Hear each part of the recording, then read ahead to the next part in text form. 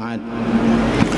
Alhamdulillah, segala puji bagi Allah Subhanahu wa taala yang telah memberi kita kesehatan, kesempatan dan terutama iman yang kuat untuk bisa hadir di masjid kebanggaan umat Islam ini, dan sebagai mubalik dan sebagai sekretaris umum DPP IMIM sangat berterima kasih kepada pengurus yayasan, ada Pak Prof di sini, atas kesempatan ini dan sinergi yang dilakukan antara pengurus yayasan Masjid Al-Markas dengan DPP IMIM, sehingga sejumlah mubalik IMIM yang terbaik diberi kesempatan untuk bisa melaksanakan amanah di tempat ini.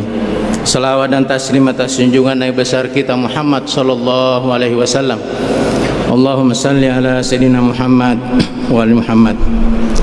Sebelum saya lanjutkan, saya ingin mengajak kepada kita semua dengan ikhlas mengirimkan doa Al-Fatihah khususnya kepada almarhum Bapak Jenderal M. Yusuf dan segenap tokoh Islam yang telah mendahului kita, juga terutama para mubalik dan ulama dari Masjid Al-Markas ini yang telah mendahului kita, sebagai wujud rasa terima kasih kita atas kehadiran masjid yang megah ini. Al-Fatihah. A'udzubillahi minasyaitonirrajim. Bismillahirrahmanirrahim. Alhamdulillahirabbil alamin arrahmanir rahim maliki yaumiddin iyyaka na'budu wa iyyaka nasta'in ihdinas siratal mustaqim siratal ladzina an'amta 'alaihim ghairil maghdubi 'alaihim waladdallin. Amin. Allahumma ighfir lahum wa'afihim wa'fu anhum. Terima kasih Bapak Ibu sekalian, dan juga terima kasih sekali lagi kepada Bapak Profesor Dr. Haji Basir Hasanuddin atas sinergi ini. Ya, saya sangat berterima kasih karena secara pribadi ini adalah malam pertama saya ceramah di Masjid Al-Markas Al-Islami untuk acara tarwih, dan sejak saya jadi mubalik IMIM 97 selalu menjadikan impian, ya, orang berkata dreams come true.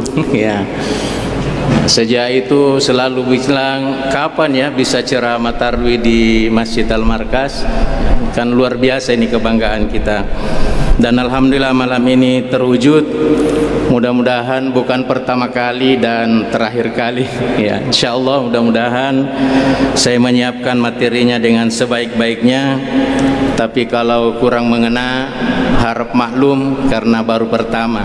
Tapi sering sebenarnya untuk kajian duhur, dan sudah beberapa kali diberi amanah untuk subuh, tapi ceramah tarwih baru kali ini. Baik Bapak Ibu sekalian, mengapa tema tentang moderasi agama ini penting untuk kita pahami bersama? Apalagi di Makassar sebelum masuk Ramadan, tepatnya 28 Maret 2021, kita dihebohkan dengan kejadian bom bunuh diri di depan gereja katedral. Itu ternyata pengaruhnya luar biasa. Kemarin Bapak Menko Polhukam, saya kira beliau hadir di sini. Sebelum ke sini beliau mengadakan pertemuan dengan berbagai tokoh lintas agama dan Forkopimda di kantor gubernur, dan alhamdulillah saya diberi amanah oleh imam besar kita di sini sebagai ketua FKPT Provinsi Selatan untuk hadir juga di sana. Dan itu memang luar biasa dampaknya peristiwa itu, ya. Dan juga ada teror di Mabes Polri, seorang wanita yang pakai jilbab yang terpaksa harus ditembak mati oleh polisi. Nah, ini tak pelak sejumlah pejabat, ya.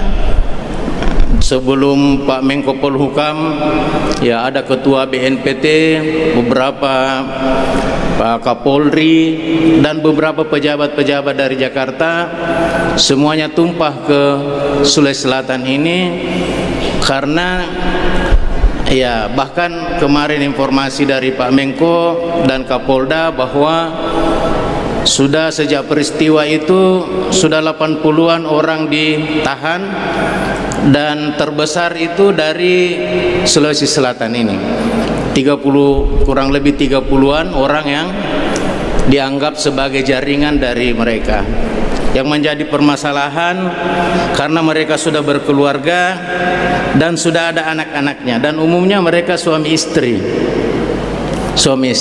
Nah, hadirin sidang jamaah tarawih yang dimuliakan Allah Subhanahu wa taala. Memang beberapa waktu lalu ya, kami sebagai salah satu pengurus FKPT Kabit Penelitian, kami melakukan penelitian bersama dengan BNPT di Provinsi Sulawesi Selatan ini di 5 kabupaten kota, dan ada 500 responden.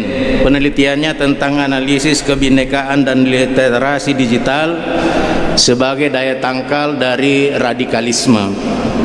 Dari 500 responden itu kita menunjukkan bahwa ternyata di Sulawesi Selatan ini itu 77% umat dari responden itu yang melek digital, artinya menggunakan internet, menggunakan HP, menggunakan medsos untuk mendapatkan akses informasi tentang keagamaan.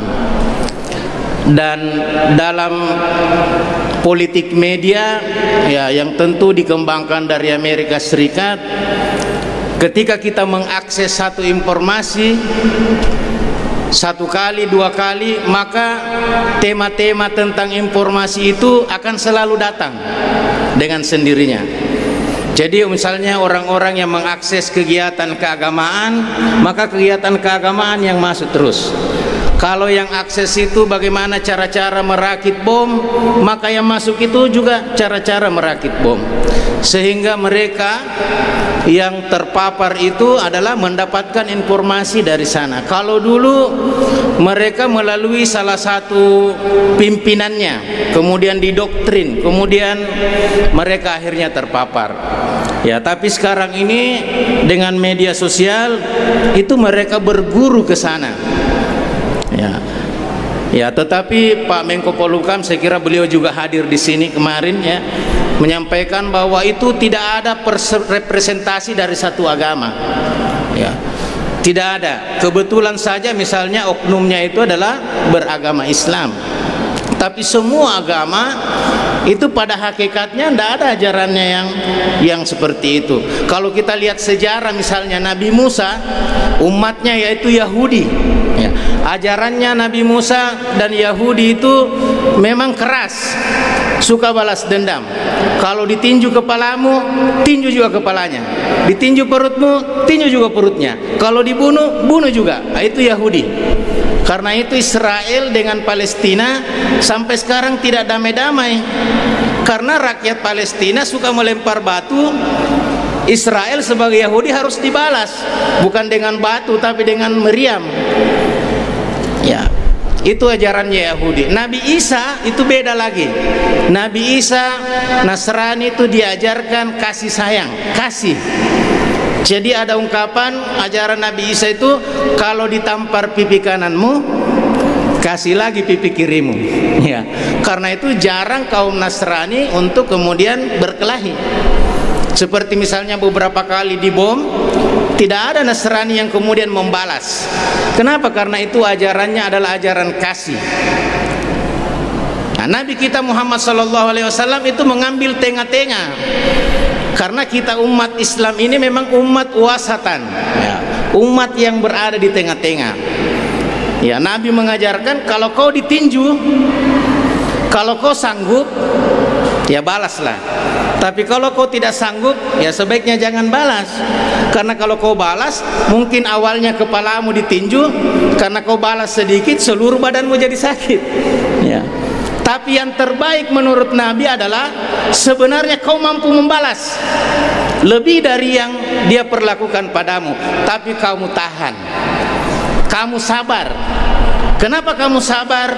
Kamu doakan kepada Allah Subhanahu wa taala, ya Allah, Engkaulah yang membalasnya. Karena itu orang yang teraniaya akan diterima doanya oleh Allah Subhanahu wa taala. Dan kalau kita buka sejarah bagaimana Rasulullah ketika perang Badar, Itu perang pertama kali dalam sejarah Islam, perang terbuka. Pasukan Nabi itu hanya kurang lebih 300. Dalam sejarah yang mencapai 315 melawan ribuan pasukan dari kafir Quraisy. Ada yang menyebut dalam sejarah 3.000-an. Sangat tidak seimbang. Quraisy sangat, pasukannya sangat berpengalaman dan senjatanya sangat luar biasa. Tapi pasukan Nabi yang 100, yang 300 itu mampu mengalahkan. Kenapa? Karena salah satu ayat dalam Al-Quran, janji Allah bahwa kalau kamu sabar, satu orang bisa mengalahkan 10, 100 orang bisa mengalahkan 1000. Dan itu disertai dengan doa Nabi, ya. Dan dalam sejarah doa Nabi itu sangat terkenal. Ketika puncak-puncaknya perang itu, dan pada saat itu turun perintah puasa ini. Bisa dibayangkan orang dalam keadaan perang kemudian diperintah untuk puasa. Bagaimana itu? Tapi mereka sabar dan doa Nabi. Ketika puncaknya peperangan itu, Nabi berdoa dengan sangat khusyuk sampai itu jubahnya jatuh. Nabi berdoa, isi doanya begini kira-kira, ya Allah, jika hari ini pasukan umat Islam ini kalah, maka kemungkinan engkau tidak akan disembah lagi. Tapi jika engkau berharap akan disembah sampai akhir zaman, maka bantulah dan menangkanlah pasukan kaum muslimin. Dan alhamdulillah dalam sejarah itu perang Badar dimenangkan oleh pasukan kaum muslimin. Dan akhirnya setelah perang Badar itu, peradaban yang tadinya berada di Mekah, perekonomian yang pusatnya di Mekah, berpindah ke Madinah. Dan Madinah menjadi pusat perekonomian dan peradaban pada masanya. Hadirin sidang jamaah taruh yang dimuliakan Allah Subhanahu wa taala, ya mudah-mudahan tidak panjang ya, karena ada edarannya wali kota, Ustadz kalau ceramah maksimal 15 menit. Nah, makanya saya pakai stopwatch. Tapi sudah 12 menit, berarti tinggal 3 menit. Ya, baik, saya sudah menulis, sebenarnya tulisannya sudah dikirim. Berbagai penelitian menunjukkan bahwa memang sekarang ini banyak sekali umat kita yang terpapar, termasuk di perguruan tinggi. Bahkan tahun lalu ada penelitian 10 perguruan tinggi ternama di Indonesia, ya, dan tidak ada dari sini, Prof. Alhamdulillah, ya, terutama Unhas, ya, tidak ada dari sana, tapi dari ya UIN Jakarta, ITB, IPB, UGM, Jogja dan seterusnya. Itu perguruan tinggi negeri yang bonafit. Itu sebagian dari mahasiswanya, bahkan dosennya ikut terpapar dan akhirnya kemudian karena tidak mau dibina, ya dipecat oleh pemerintah. Karena itu hadirin sidang jamaah taruh yang dimuliakan Allah Subhanahu wa taala, ya saya langsung saja ke yang terakhir, ya. Bagaimana upaya kita agar senantiasa moderasi beragama ini berkembang? Yang pertama adalah bagaimana memiliki komitmen kebangsaan. Kita ini hidup di Indonesia, rumah tak ini, disinilah kita makan, minum dan seterusnya. Tidak mungkin kita mau membakar rumah tak sendiri. Kita cinta bangsa ini, cuma memang mereka berdasarkan laporan polisi yang melakukan bunuh diri itu karena mereka merasa ada ketidakadilan dan menyampaikannya itu dengan cara mereka sendiri.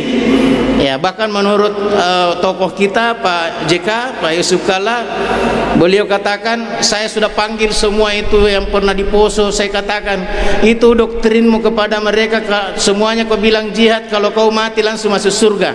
Sebenarnya itu kau mau langsung masuk neraka. Kan orang mati bunuh diri itu tidak akan diproses. Ya. Nah, hadirin sidang jamaah taruh yang dimuliakan Allah. Yang pertama, bagaimana mencintai bangsa kita ini, bangsa Indonesia yang kita cintai dengan berdarah-darah diperjuangkan. Bisa dibayangkan Bapak Ibu sekalian, kita ini di Indonesia terbanyak muslimnya di dunia. Kalau Indonesia ini kacau, yang paling rugi adalah kita, umat Islam. Karena itu bagaimana kita menjaga bangsa dan negara kita ini. Kalau ada sesuatu yang tidak baik, yang tidak sesuai dengan keinginan kita, ayo dialogkan. Dan itu kemarin sudah disampaikan kepada Menko Polhukam. Mohon Pak Menteri agar banyak dialog dengan umat. Jangan sedikit-sedikit, ya ada lagi ini, sedikit-sedikit ada lagi ini. Terutama media sosial. Ini sangat liar, banyak sekali. Bagaimana caranya diatur itu regulasinya? Walaupun sudah ada undang-undangnya ITE dan seterusnya, ya tapi karena ini adalah pergaulan internasional dan pengaruh teknologi yang luar biasa, maka tidak bisa juga seperti dulu ketika Orde Baru hanya satu media, yang lain di bredel. Tidak bisa juga, karena kita juga mau hidup di dunia, bergaul dengan negara-negara dunia. Nah, itu yang pertama. Habis nih waktunya. Ya, yang kedua, bagaimana menjaga kerukunan, anti kekerasan, dan terutama kearifan lokal. Kita sebagai orang Bugis Makassar, kemarin beliau Pak Menko Polhukam menjelaskan filosofi pelaut, filosofi budaya lokal laut, bahwa luar biasa itu filosofinya orang Bugis Makassar. Jasanya orang Bugis Makassar ini bahkan seperti benteng Sombauku itu, bagaimana dia membuat benteng sekuat itu untuk menahan penjajah, untuk bisa menjajah bangsa kita. Ya, karena itu terakhir sekali saya mengajak kepada kita semua, salah satu ciri orang yang tidak moderasi dalam beragama adalah orang yang selalu menganggap dirinya paling benar. Kalau tidak cocok dengan dia, kau salah, sayalah paling benar. Saya yang masuk surga, kau masuk neraka. Seakan-akan dialah yang punya itu surga. Padahal surga itu luas sekali, dan orang masuk surga banyak sekali caranya.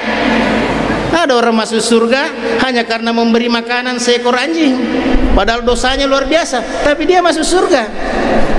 Karena itu banyak jalannya untuk masuk surga. Karena itu mari kita sama-sama saling menghargai. Kalau ada yang berbeda dengan kita, mari kita toleran dengan perbedaan itu, dan kita dialogkan bersama untuk mencapai konsensus demi kebaikan negara dan bangsa kita. Saya kira demikian. Terima kasih banyak atas perhatian. Sekali lagi terima kasih Prof atas kesempatan ini, dan mohon maaf jika dalam penyampaian ceramah pada malam ini ada hal-hal yang kurang berkenan. Wallahul muwaffiq ila aqwamit thariq. Assalamualaikum warahmatullahi wabarakatuh.